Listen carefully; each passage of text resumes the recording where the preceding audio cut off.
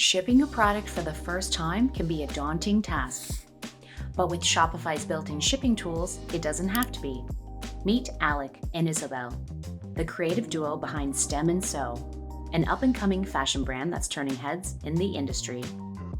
They just launched a new line of clothing, blending modern aesthetics with timeless elegance. But there's one challenge ahead: shipping. Until now, Stem & Sew has thrived exclusively on retail sales. But Alec and Isabel know there's a growing online demand. They're ready to ship their first order, the 100% linen collared shirt. Let's break down the essentials they need to consider to get this product into their customers' hands. Alec and Isabel will need to know the weight of their product, the location they want to ship to, and the carrier they would like to ship with.